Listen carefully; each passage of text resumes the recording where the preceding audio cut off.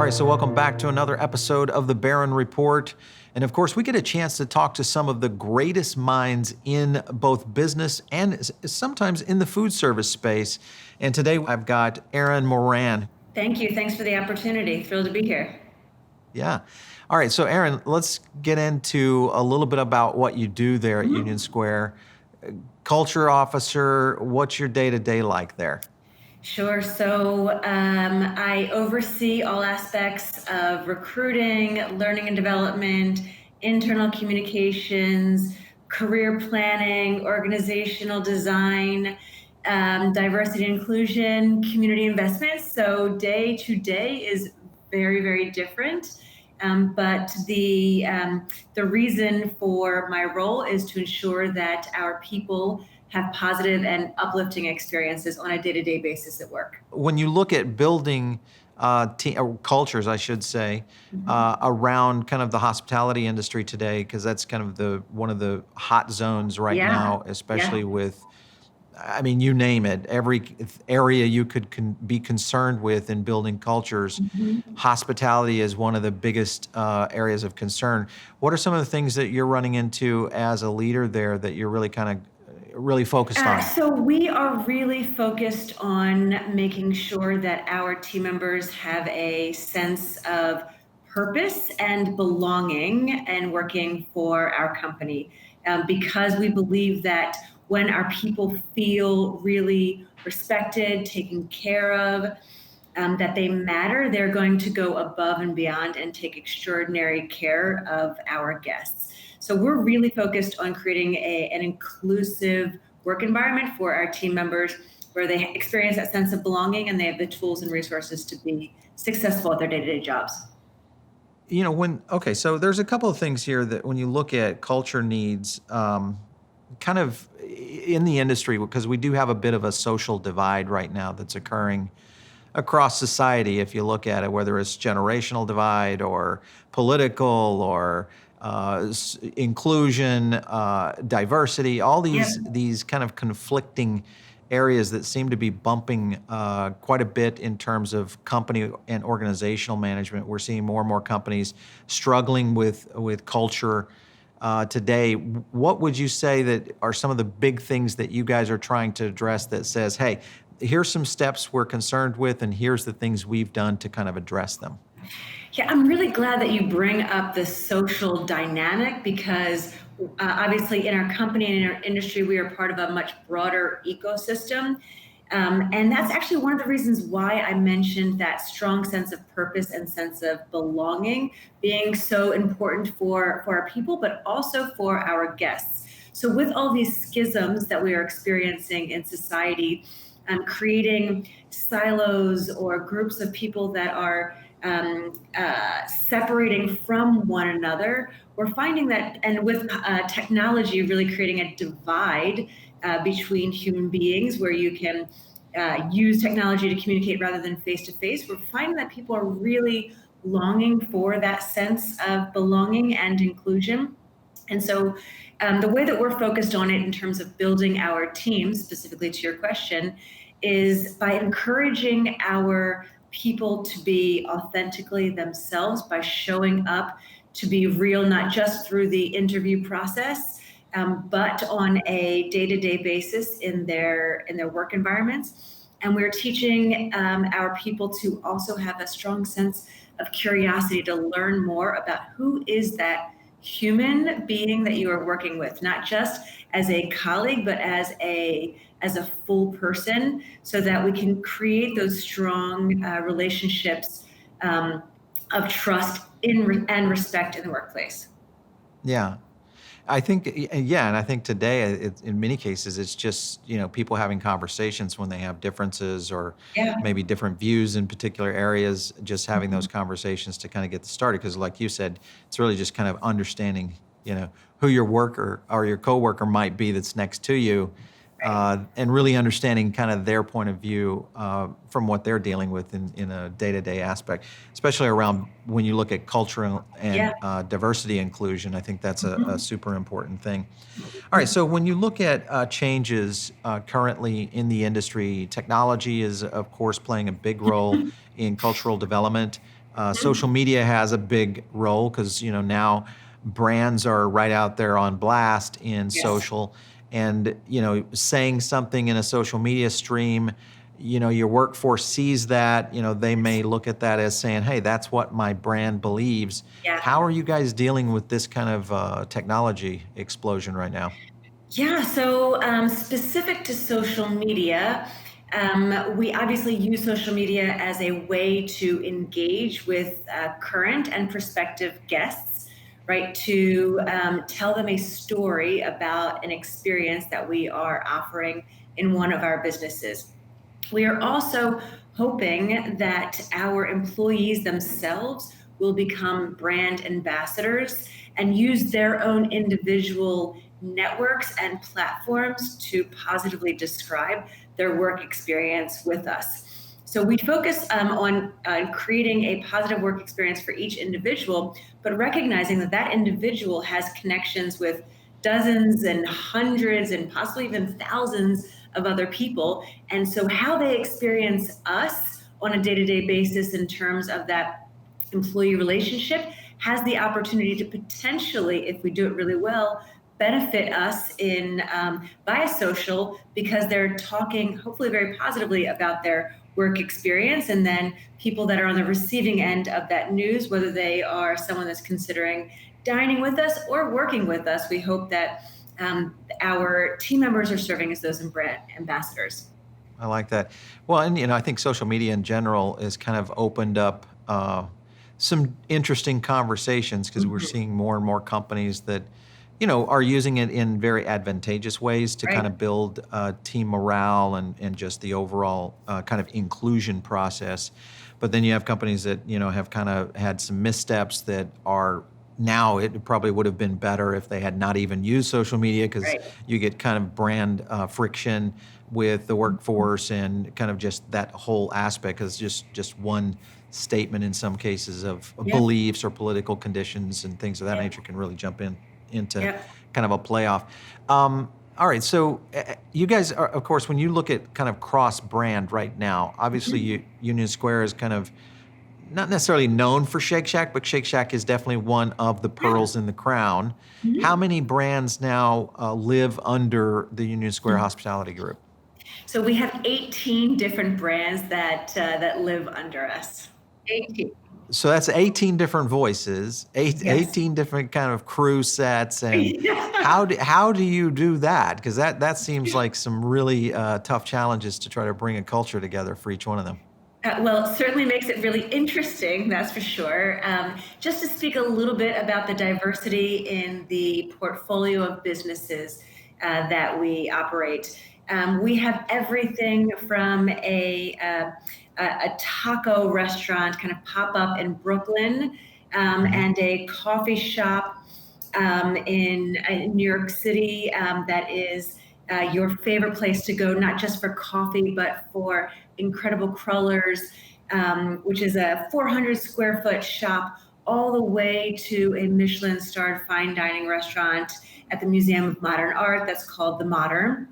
Um, Yep. and so there's a huge diversity of businesses that we operate, and all of it is held together through a very common set of values. We call them our family values. And we call that the cultural glue that holds us all together. So, what matters most to us as a company and as a culture, even if we're operating in very different businesses with very different business models and very different geographies.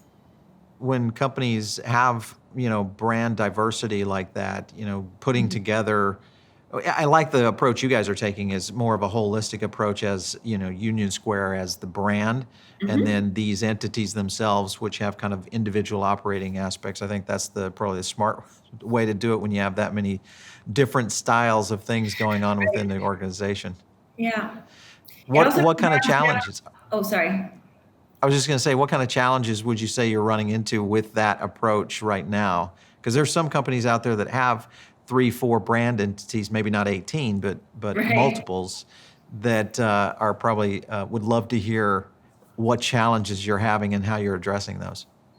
Sure. I think with our experience with Shake Shack specifically, when you have a replicable brand, you can build in a series of consistent processes and programs, and you can build in an infrastructure to achieve economies of scale. You're not able to see that level of consistency across such a diverse portfolio of businesses as we have currently. So that is one of the challenges that we face, is that we don't necessarily benefit from a broader set of consistent processes, but that also the complexity also breeds opportunity for our people, because we're able to shift talent from very different situations. And when we put them, so the benefit is that when we, with such a diverse portfolio of businesses, we're able to meet the needs of our team members who aspire for growth in very different ways. We're also able to put them into really challenging situations that perhaps they weren't planning to have in a way that invests in their growth and development. If you were giving a list of saying, these are the things a culture brand officer has to do to maintain organizational health within your company, what would you say the top 2 or 3 items would be? Can I pick a couple more than that? Okay, sure. So I think the first is purpose, a sense of purpose. People want to believe that their work has special meaning and is connected to a higher purpose than the actual specific function that they're doing on a daily basis. So what a company stands for is really important to be defined and communicated. So at Unisquare Hospitality Group, our purpose is to enrich lives. And whether you are Danny Meyer, our founder and CEO, or whether you're one of our team members that helps to clean our restaurants, your work has that important purpose. That's fundamentally important, I believe, for organizational health. I think how you are taking care of people's brains in terms of investing in their intellectual growth and development is vitally important for the organizational health.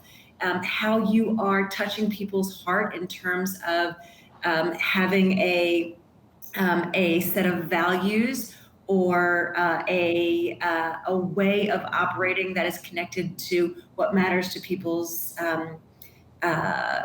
personal values, I think is really important. How you compensate people fairly for the work that they do, so that they feel that they can earn a fair wage for the contributions that they make to the organization is vitally important. And then I think the overall human being needs to be taken care of and considered in organizational health, which includes mental health, includes obviously health insurance, includes opportunities for financial planning and investment, and includes things that take care of the whole individual and not just the kind of worker or the employee. Have you seen your teams start to really recognize that and maybe take advantage of those kind of components that you guys have in place? Yes, certainly. So I would say that, and our people are really, really great at sharing with us what their needs are. And we continue to look at our portfolio of benefits and continue to evolve them as our people express interest. Very specifically, I mentioned mental health. That's obviously been something that we've been learning and hearing a lot more about in recent years. And in our industry, we know that that tends to be a challenge that our people face. And so we introduced last year a new benefit for all of our people, regardless of whether they participate in our benefits program, our health insurance benefits program, or not, which provides the opportunity for people to get access to free over the phone counseling or advocacy or resources if they're struggling with something. And we're trying to destigmatize that mental health is something that we shouldn't be talking about or shouldn't be addressing, and saying, actually, we all have things that we need to work through. And here's a free resource that we're making available to you because we want you to be accessing this type of support. That's great. I love to hear that kind of initiative going on because I don't know that I've heard of any brands that have actually gone to that level yet. So that's cool if you guys are maybe starting a wave of a trend here in that Thank area. you. How We hope do you so. have a yeah? Do you have a lot of crossover in culture and HR that kind of intermingles within an organization like Union Square? And how do you guys kind of deal with that? In terms of HR, we have the same policies for all of our different restaurants under the Union Square Hospitality Group portfolio. In terms of culture, I'd say that there is an overall culture of Union Square Hospitality Group that is defined by our 4 family values, which are hospitality, excellence, integrity, and entrepreneurial spirit. That's that cultural Okay. glue that I was referring to. Yeah. So regardless of which brand that you work for, that is at the core of all of us. How it feels to work at Daily Provisions that I was mentioning earlier, or the Modern in terms of those microcultures can be very, very different. But we all subscribe to and aspire to embody our common 4 family values.